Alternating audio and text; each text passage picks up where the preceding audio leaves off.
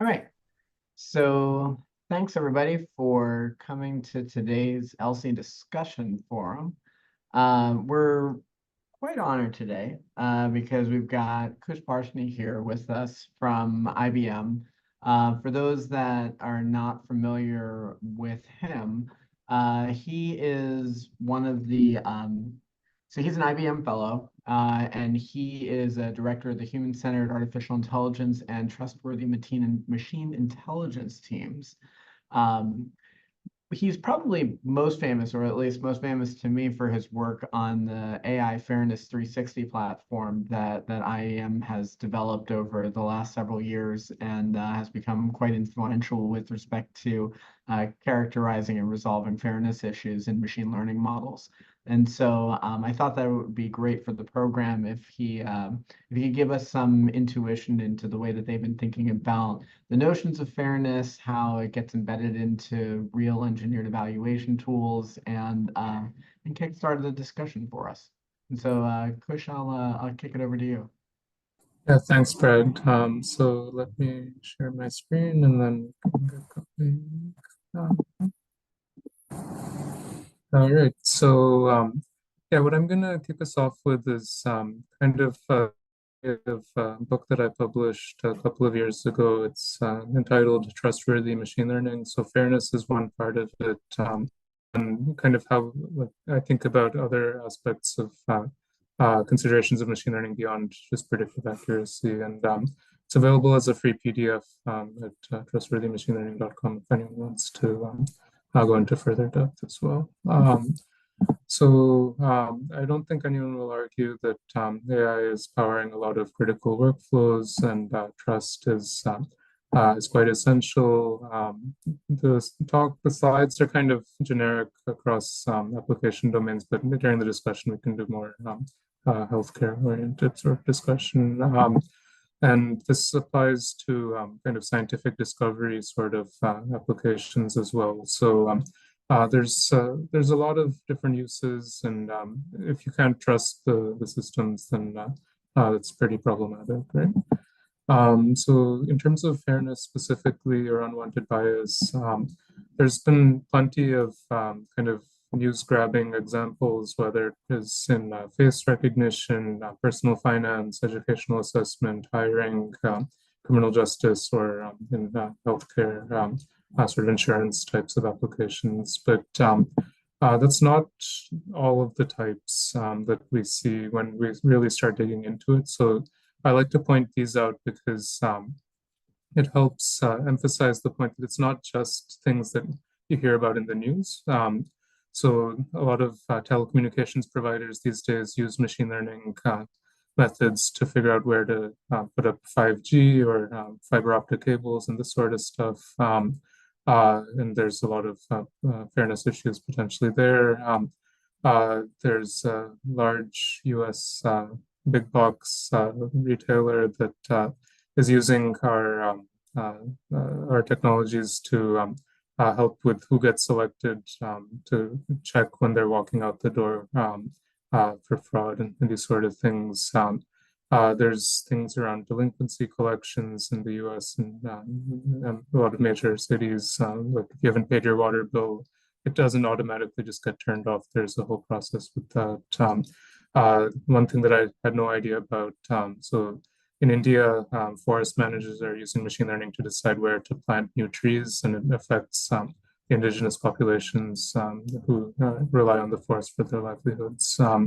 And one fun one is IBM does the fantasy football predictions for kind of boom or bust for given players. And the news articles that come out are often biased by team. So certain teams get a lot more positive coverage than negative coverage, and it affects the predictions. So the AI Fairness 360 that Brad mentioned is actually incorporated into the deployed solution at ESPN's fantasy football as well. And when I say trustworthiness, it's not just about the fairness or bias sort of issues. So just a couple of other examples. With self-driving cars, there've been fatalities, which if you dig into why they've happened, it's a lot about kind of the settings of false negative and false positive rates and this sort of stuff. There was a very famous example from many years ago around a machine learning model developed to predict hospital readmission risk for patients that have pneumonia, and it was finding that asthmatics have a much lower risk of that hospital readmission, which is counter to medical knowledge. But it turned out that in the hospital in Pittsburgh where the data was from, they had a special program for asthmatics. So it did actually reflect in the data, but it would not have held up if the model was used in any other sort of setting where there was not such a program. So when I say trustworthiness, really it's a few different things coming together. We can think about this in terms of interpersonal trust or trust between a person and an AI system. And people in different fields have come up with four attributes commonly that are needed. And the way I like to think about it is, let's say you're hiring a carpenter to work on your house. What are the attributes that you would want them to have? So the first is that they're competent at what they do. Second is that they're reliable, so that competence sticks around in different conditions, different settings. Third is that you're able to communicate back and forth with them. And the fourth is that they are working for you, not for their own goals solely. And all of this applies to machine learning as well. So we want accurate models. We want models that are robust and fair. We want communication from the machine to us in terms of what it's doing, but also from us to the machine to present our own or societal sort of goals. And then we want models to be able to be used for the social good and empower all different communities, different peoples, no matter what their station is, to be able to use machine learning for their purposes. So just to summarize, I mean, what does it take to trust an AI? Accuracy is clearly the starting point, but then there's all these other considerations. So things like fairness, explainability, robustness, uncertainty quantification, privacy, data quality testing, and so forth. And these occur in all sorts of different places. It's not limited to any one application domain. So one quick analogy just to get ourselves primed for the discussion. So this is a photograph of some jars that Heinz used when they were selling different stuff, different preserves and relishes back in the 1800s. And there's a really nice analogy with the history of processed food and how AI is playing out. So back in those days, it was kind of a new concept that, oh, you could buy food that had already been prepared a long time ago. But what was happening is that there were unadulterated ingredients, there were adulterated ingredients. So what Heinz made sure of and guaranteed is that they would use unadulterated ingredients, those clear glass containers they used when everyone else was selling their ketchups and sauces in dark, opaque containers. They innovated a lot on sanitary food preparation. They were the first actually to offer free factory tours to the general public. And then the Heinz company, they pushed for this Pure Food and Drug Act in 1905, I believe, which led to a lot of labeling requirements, tamper-resistant packaging requirements over time, and social mission as well. That they had to free up people's time. Instead of making ketchup, they could do other other things. And this was also a time when there was this tradition of muckraking, which is epitomized by this novel by Upton Sinclair entitled The Jungle. And that tradition of activists and journalists revealing all the ills of a given industry continues today. With AI. So one example of this is the book Weapons of Math Destruction by Cathy O'Neill. And with this analogy, all of the analogies in the other direction continue to hold. So when we talk about AI with adulterated ingredients, that's a question of having quality data. When we talk about tamper-resistant packaging, it's mechanisms to prevent adversarial attacks and data poisoning. When it's clear glass containers, that's models that are interpretable and explainable. When it's factory tours, it's the transparency into the entire life cycle of these AI models and so forth. Right? So a nice quote that Thomas J. Watson Sr., one of the early CEOs of IBM, had is that the toughest thing about the power of trust is that it's very difficult to build and very easy to destroy. So we've already seen those headlines talking about how easy it is to destroy the trust. So very briefly, I'll just go through some of the different aspects of how we build the trust up, and then we can move into the discussion.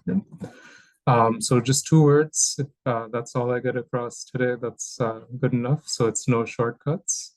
And what I mean by that is there's these different these AI life cycles, which are kind of like different personas involved in different steps and so forth. And this is one that's typical for kind of a traditional machine learning or data mining sort of life cycle.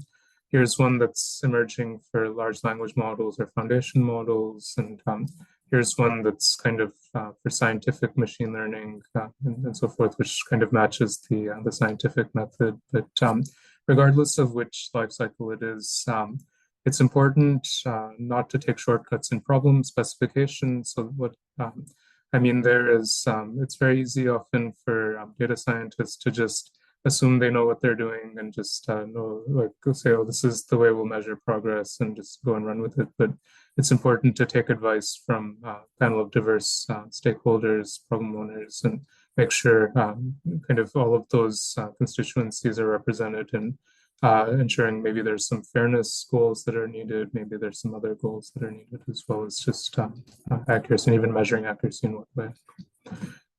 In the data understanding and data preparation, just spending the time understanding that, yes, the data came from somewhere and it picked up biases along the way. So in the measurement process, deciding which features to include. So there's going to be potential social biases.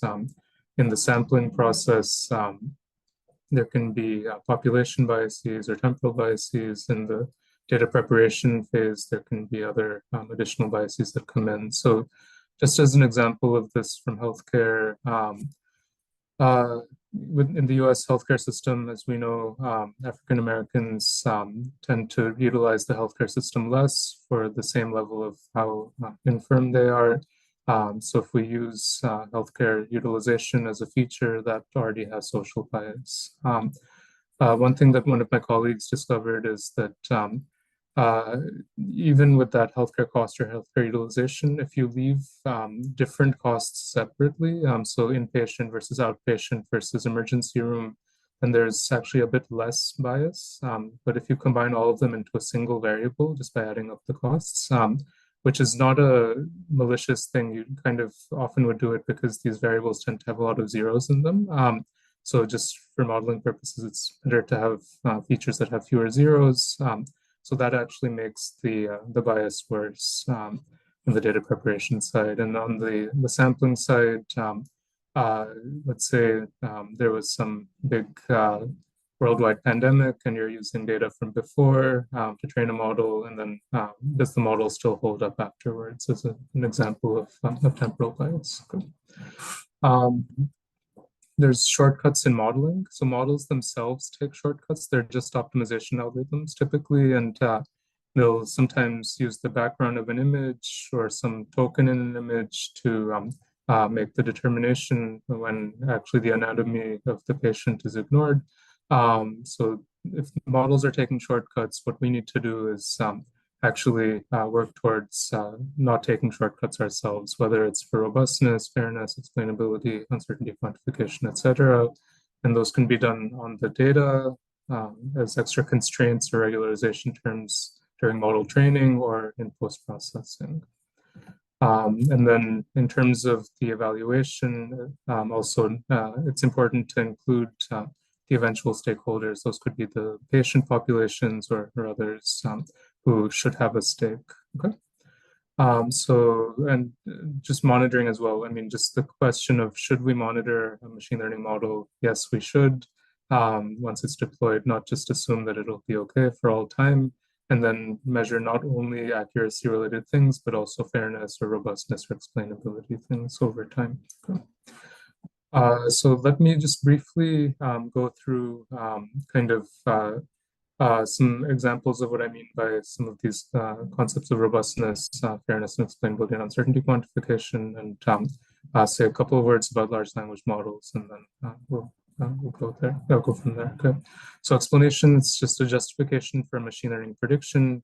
One thing we emphasize at IBM is there's not just one kind of explanation that's useful for all personas. So if you're the data scientist versus the physician versus the regulator versus the patient, there's different types of needs. And these are all put into practice in one of our other toolkits, AI Explainability 360. With fairness or unwanted bias, it's placing privileged groups at systematic advantage and unprivileged groups at systematic disadvantage. And it comes from all the things that I mentioned, all the different biases. And the mitigation, which is available through AI Fairness 360, different methods are all there. And we have a really nice sort of cookbook-ish sort of thing for a particular application. This was actually done for COVID-19 vaccination messaging, where the ad council came to us and they realized that a lot of that messaging was being consumed much more by middle-aged women compared to all other groups. And so they wanted to figure out how they can make sure that the messaging was reaching all populations equally. And so we worked with them on that, and this kind of summarizes the techniques that we used. There's uncertainty quantification. So does the model know when it doesn't know? So this can come both from data that's not available in certain parts of the space, or it could just come from inherent randomness in a process. So the combination is what we would call predictive uncertainty or total uncertainty. It can be in all sorts of different applications. This is a crowd counting example. It can be in a dermatology example where you want to ensure that the right calibration is there. So if the model is more confident, maybe it doesn't need the dermatologist to step in all the time, but when it's less confident, it certainly does. And there's this interesting phenomenon that I like to point out. So in commercial aviation, the first 50 years were just about getting planes to fly. And after that, when the Boeing 707 was introduced, it kind of changed. So the commercial jet is more or less the same as it was in 1958 as the Boeing 707, the same basic functionality, the same basic speed and everything else. But there's vastly improved safety, efficiency, and automation because that's where the focus shifted. So with AI, we've completed the first 50 years as well. So it was all just about making sure AI even works at all. And now the shift is starting to happen where we need to focus much more on the safety, reliability, fairness, transparency, efficiency, and automation. And with language models, the LLMs that many of you have probably played around with, they are for language, but they're also for other things. We've been developing foundation models for chemistry, for programming languages, for sensor measurements, time series, all sorts of things. And these two have a lot of biases. This is a study that some of my team members worked on with collaborators, and it showed that if you look at clinical notes from hospitals, so it should be very professional data, but nevertheless, there's some biases where Black patients are described much more as demanding sort of patients. Okay. So same risks with the fairness, explainability, robustness, uncertainty, and so forth, but there are a couple of new categories of risks as well with LLMs. Hallucination is one of the main ones. So this is where the model is generating some content which is not exactly true. Another general category that we're seeing is kind of toxicity, hate speech, bullying behaviors that the LLMs are engaged in.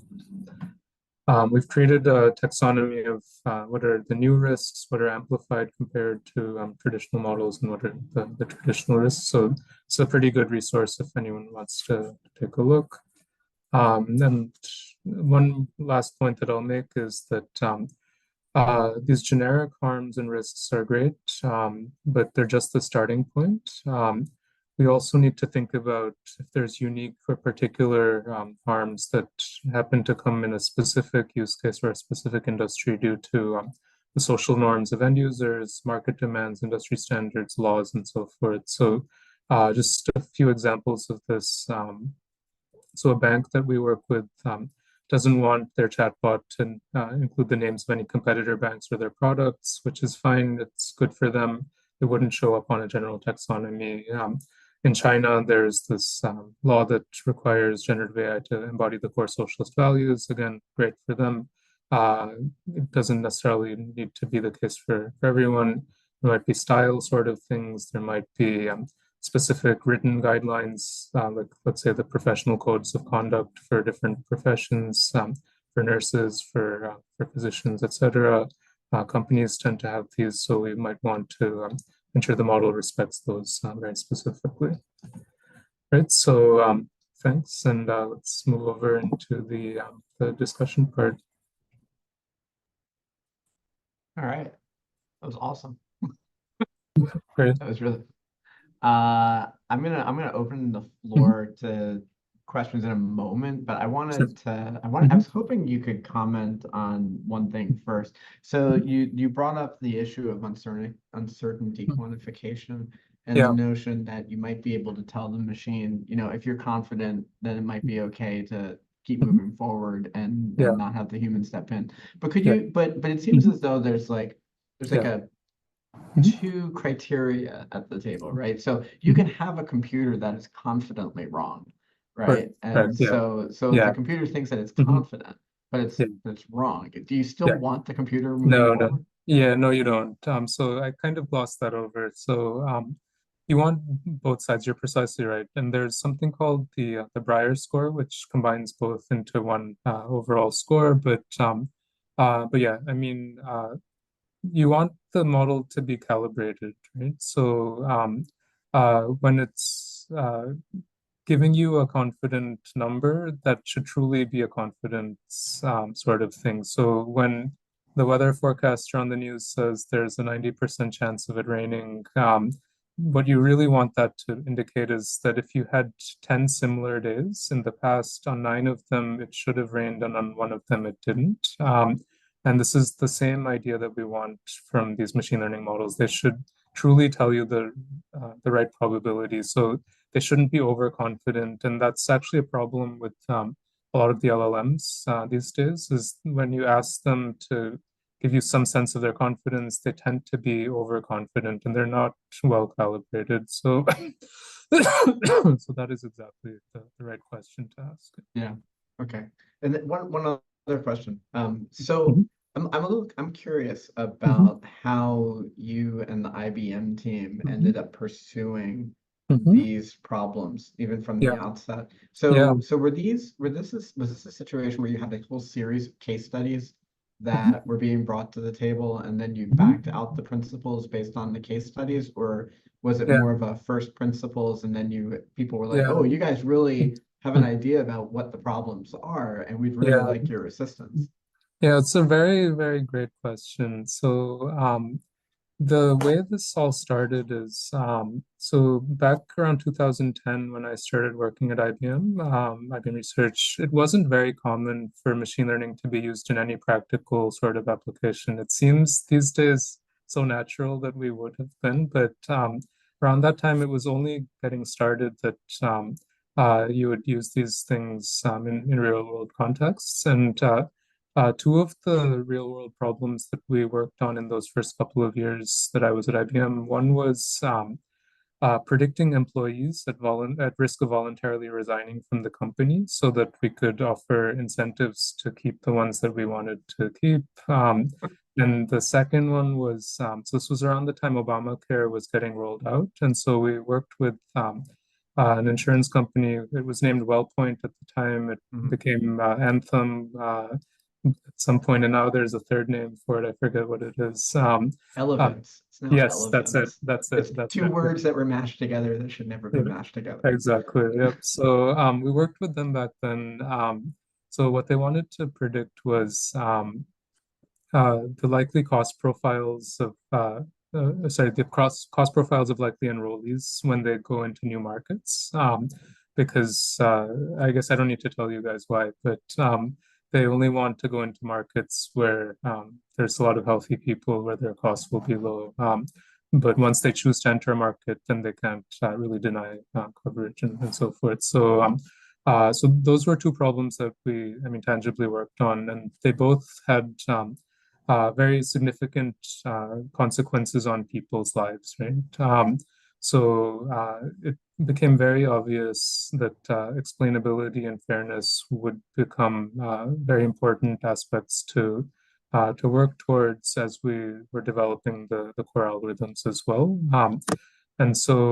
We kind of started building up capabilities and methods around both of those topics. And then it started becoming like, oh, we should think about what's the bigger sort of topic, and that was where the trustworthiness came. And we were debating, should it be trusted or trustworthy? And then we started reading some of the philosophy of this. So trustworthy is really a description of the capabilities. Trusted is more of like a perception. So something can be worthy of trust but not be trusted, or not be worthy of the trust and still be trusted. So really it's the worthiness. What are we trying to ensure in these models? And then yeah, when I started writing the book, that's when I kind of looked at the literature on like how to kind of organize these things in a reasonable sort of way. And that's kind of how it led to some other ways of thinking about it. But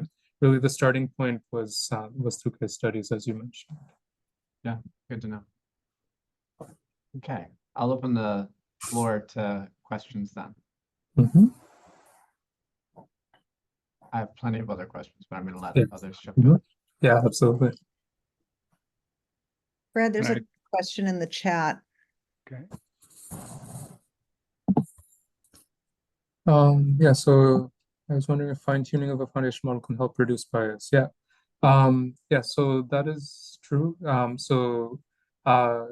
We've been doing it. We've actually, even before ChatGPT came out, we had some publications on fine-tuning large language models. So there's one approach we published. It's called equituning.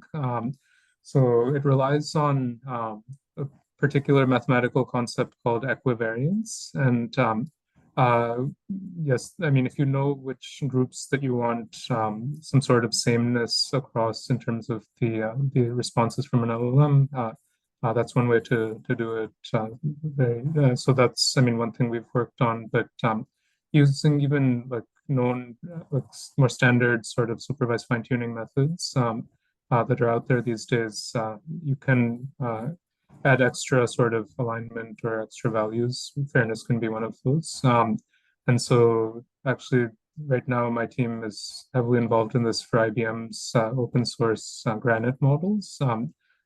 So there's going to be a next release in about 4 weeks of the next Granite language model, and we're doing a lot of spot checks of what are these biases happening, and then creating some synthetic data by which we'll be fine-tuning in the next couple of weeks to get rid of some of those biases. So yeah, very much so.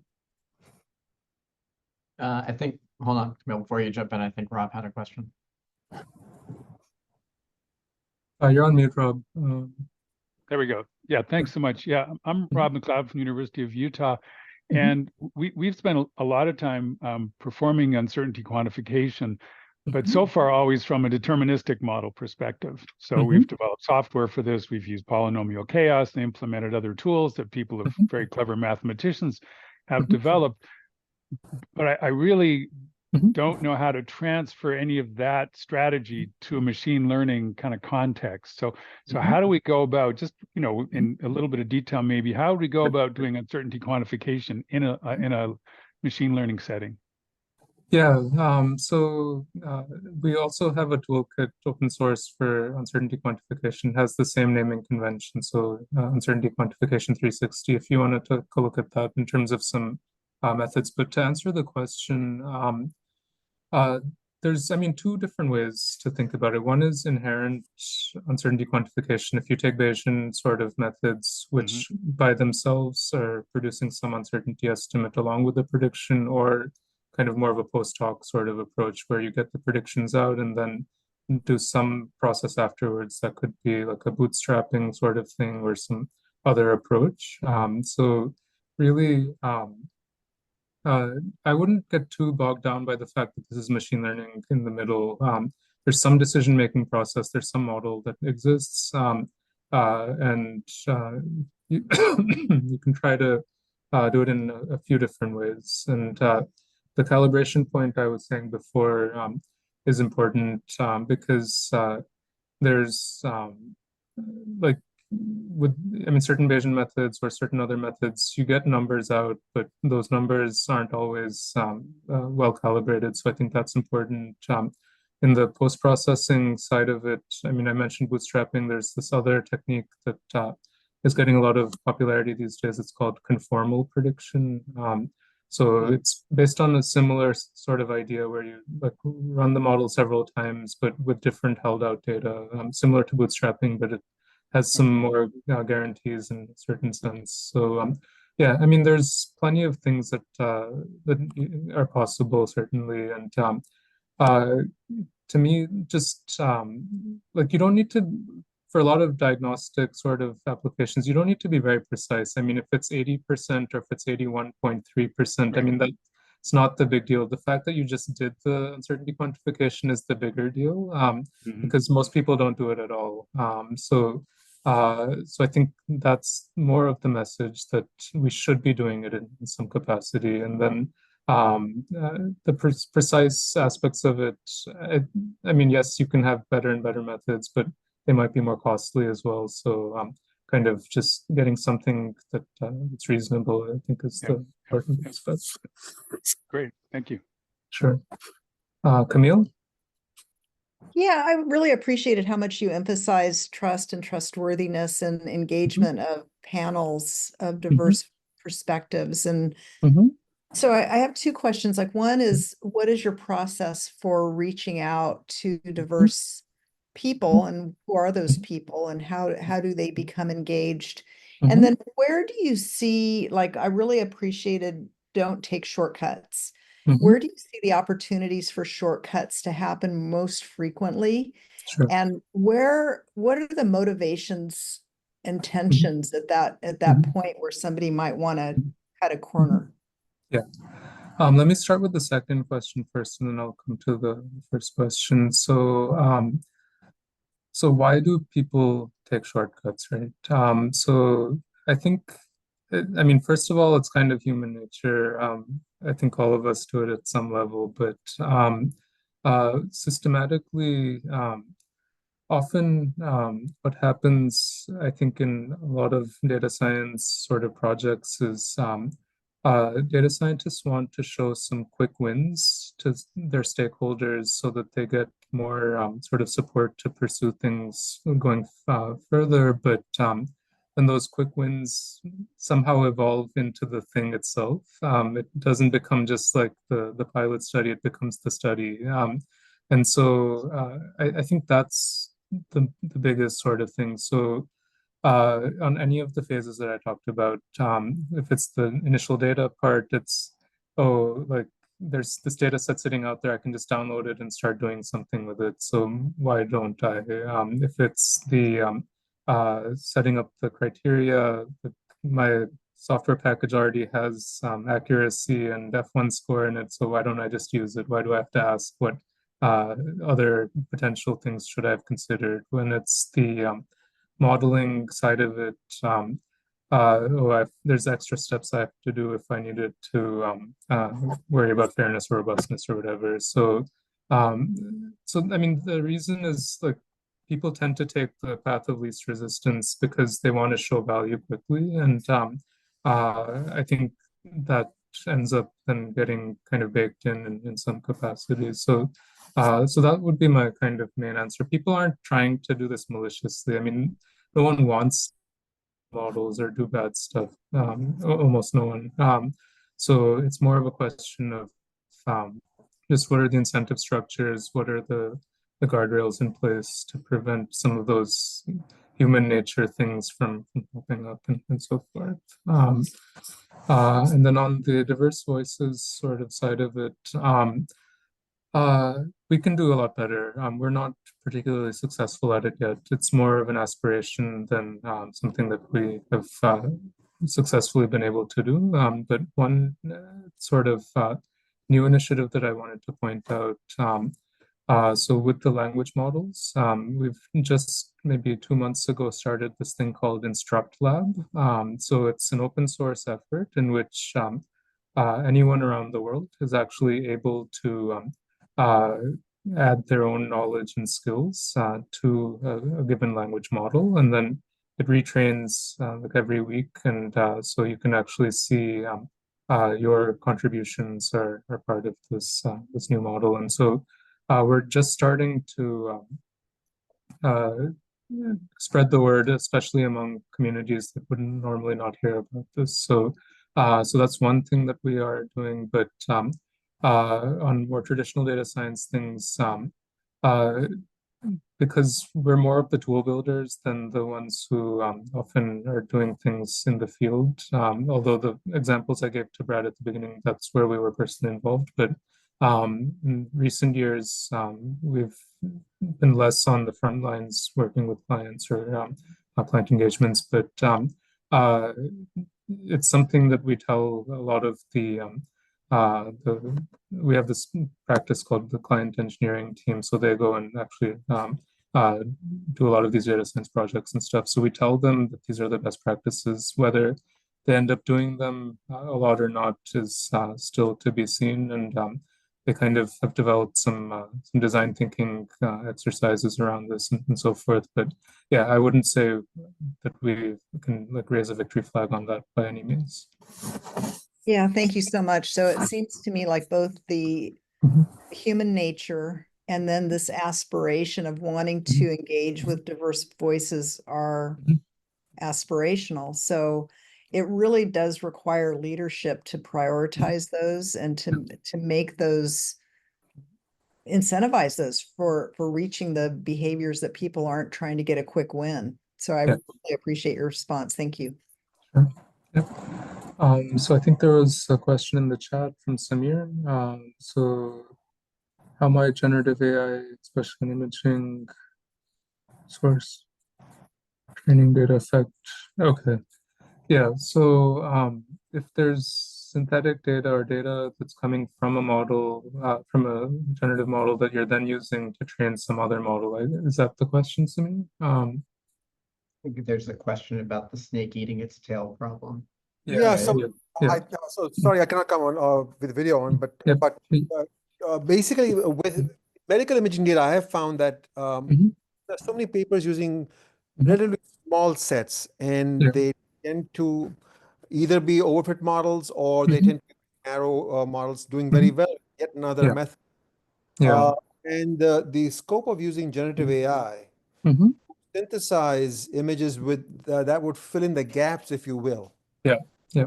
Seems promising or seems at least appealing, Yeah. but would result in Mhm. I mean the whole idea of trust is it is Mhm. representing some sense of reality. Yeah. And Yep. it is also responding to what Mhm. the uncertainty that does not know Yeah. and Mhm. allowing the human to take Mhm. over, perhaps. Mhm. Yeah, yeah. So I'll say a few words. So there is an observed phenomenon called model collapse, which is if you only use synthetic data in a feedback loop and keep training models with those, they do, I mean, go very haywire very quickly.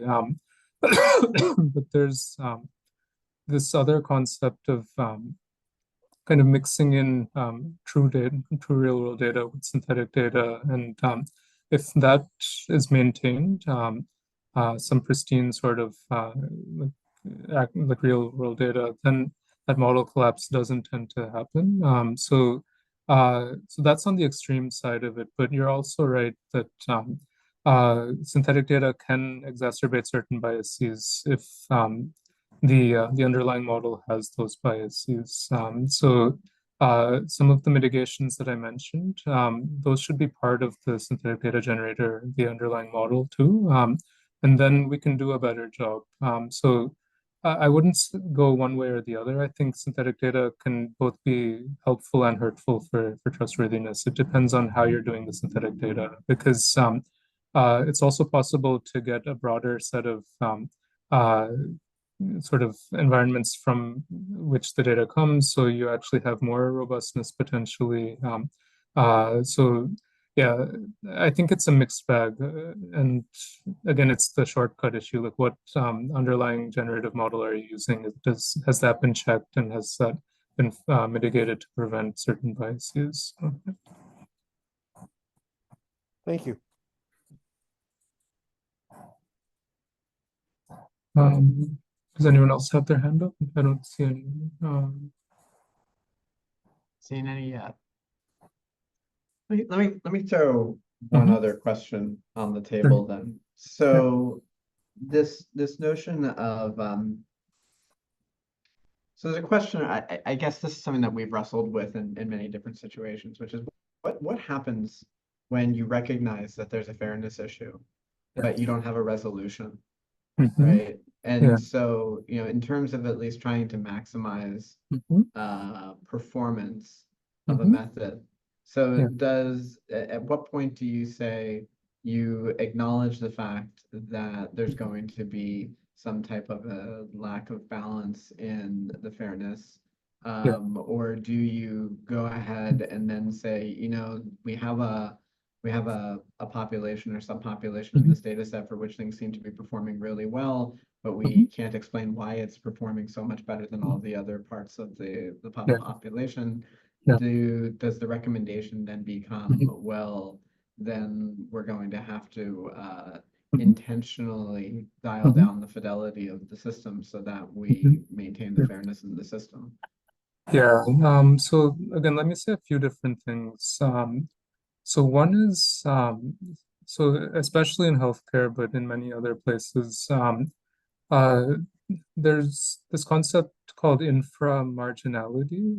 So that's the idea that to achieve fairness, you don't want to do worse on the better performing group to come down to the level of the worst performing group. You really want to, raise the performance of the worst performing group. So most of the methods that are out there for bias mitigation tend to get you kind of to a middle ground, or kind of somewhere that's not, it's kind of like in this, maybe like a little bit less for the high performing group, but a big gain for the low performing group. And this inframarginality, like the reason it exists as a term is because some people have actually formulated the problem such that there's no change, no reduction in the top performing group, and it's only improvement in the low performing group. So that's a reasonable formulation of the problem.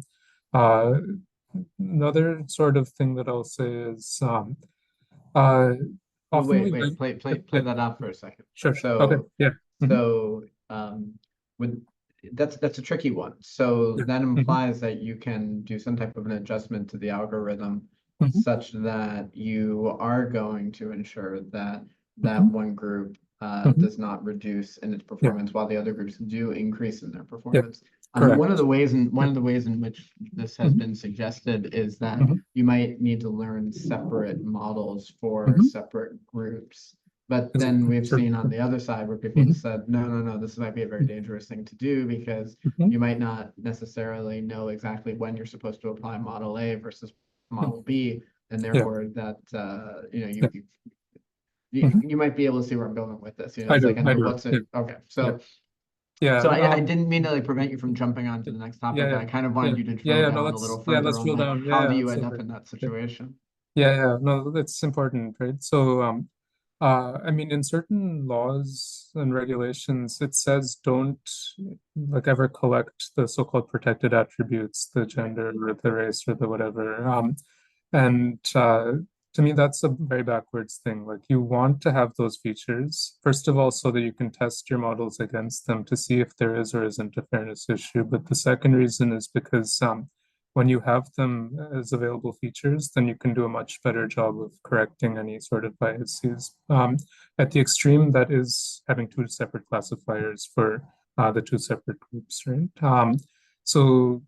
If you're okay with the idea that having those features can be helpful for mitigating biases, then the extreme of having two separate classifiers shouldn't like logically be a problem for you. But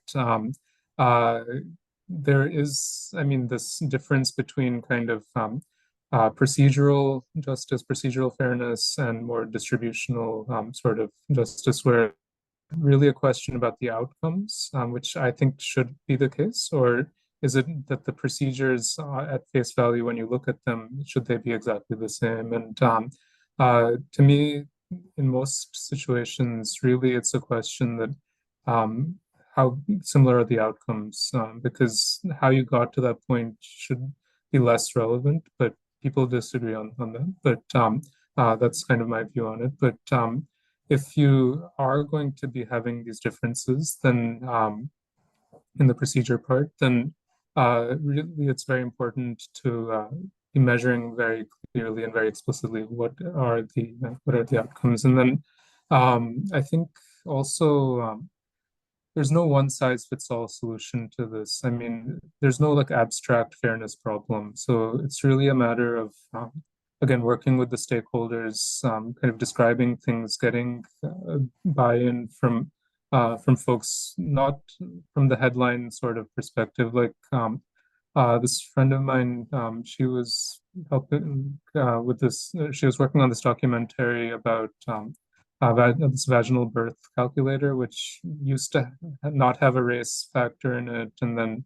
it started having it, and then people raised a ruckus, and then it went away again. And to me, the question isn't whether like a particular feature should or shouldn't be in this calculator thing or this clinical decision rule or not, but it's what is the actual outcome that's achieved by it. If it's making the outcomes better and you have a race correction in there, great. If it's making things worse, then you have the race correction in there, that's the bad thing. So like it's very easy to kind of have like initial sort of emotional reactions to things, but I think like actually doing the work to understand what's actually going on needs to happen when we're making decisions about what kind of models or what kind of rules or what kind of procedures we want to have. Okay, so following you. So I then cut you off from the second thing that you were going to say. No, that's fine. But Okay. we can get to that later. But I think maybe Rob has something he wanted to say, or Brad, if you have more on this, we can. I'd be, you know, I could talk about this for a long time. Yeah, I'm yeah. gonna pause. Yeah, Rob, go for it. Okay, thanks very much. I wanted to talk about the kind of balance between two factors that you mentioned, and that's explainability and trustworthiness. And when I discuss with my clinical colleagues, and you know, I have come from more of basic science physiology background, and for me, I always thought explainability is the thing. That's what we always have to strive for. That's where we're really going to gain insight, mechanistic, and it's going to be great. However, when I talk to my clinical colleagues, they're much less excited or worried about explainability, but they're very concerned naturally about trustworthiness. And I'm curious, like, how does that? I mean, can you play that game in a technical space? Can you set up models that emphasize one approach or one result or one aspect more than the other? How do you deal with that tension? Yeah, so the tension I think most often occurs.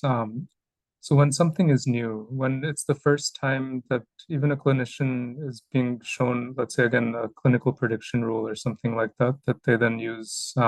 So they want to gain the trust initially, and explainability is a path, is a means for gaining that trust initially. But then once they've dealt with whatever, like a few patients, then after that, they don't want the explainability. They just want the answer because they don't have time to really think about it, right? So I think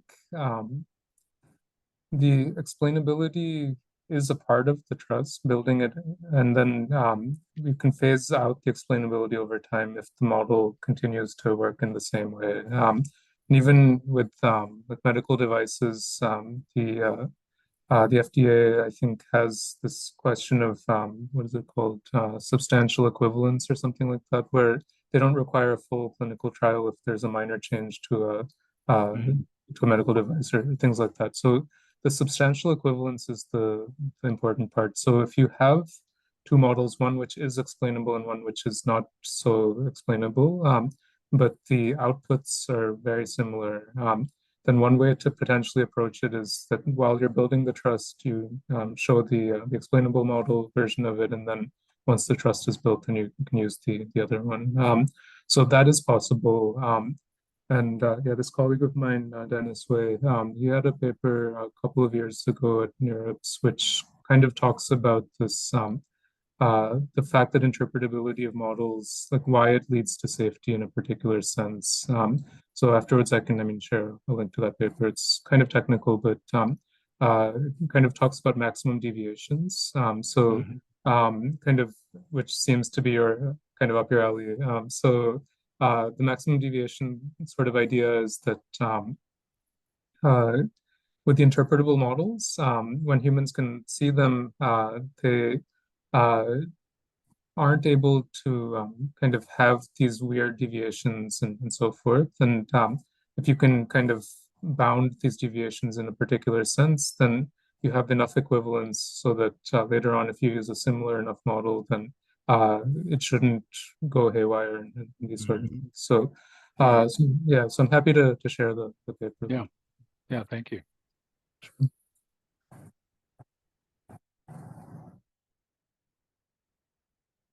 You're on mute, Brad. Great. Are there other questions? Are there other comments, thoughts? This is meant to be a discussion. Brittany really wants you to provide feedback on today's session.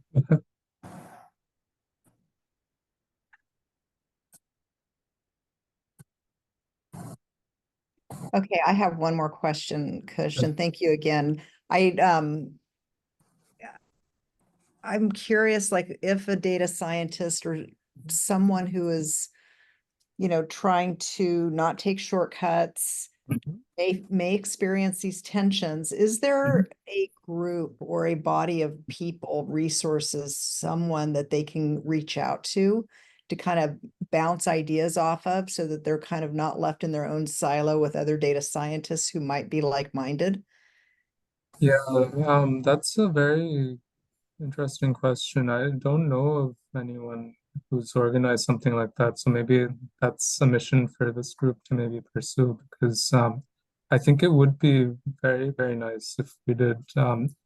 I was talking about our experience. So within IBM, we have these consultants and data scientists who go work with clients. When they sometimes run into stuff, they come to our team in the research division to do that sort of bouncing of ideas and so forth. But it's only if they kind of think to do it. And also, they happen to have like our team available to them, but it's not something which I know of that exists in any other sort of sense. Maybe there might be pockets here and there, but I don't know of any sort of well-organized sort of group of that sort. So it would be nice. Is it something that's going to have to be done at the executive branch level? Maybe, or it could be more of like an IRB-ish sort of thing, where it's more of like something that is more grassroots and gets codified in the practice of how things are done. But yeah, I don't know. I don't know. I bring it up partially facetiously, partially not, given the White House's executive order. Yeah. We got one more question. Yep, Sapid. Hi, thank you for the talk. I really appreciate it. I'm Sapid, I'm with the NIH. I actually have a question regarding the models that exist for either AI readiness or fair, people calling it verification. I don't know if it's a word or not. Yeah. But in terms of available models, is it more towards applicable towards the models in making, or there are there could be models that could be applied retrospectively to the repositories and databases and systems that already are in place, and it's in public use, but a lot of them are not. I mean, fair principles cannot be applied to it, so you got the point. Yeah, so that's actually the change that's happened with these foundation models emerging. So before this ChatGPT revolution that we're seeing, you would always start with the problem, find the relevant data, and then develop the model that was appropriate for your problem, right? Whereas now with these foundation models or large language models that are out there, you just download pretty much the entire world's data, the entire internet, and then train a model, and then you figure out, well, what can I use it for, and maybe do some fine tuning, maybe not.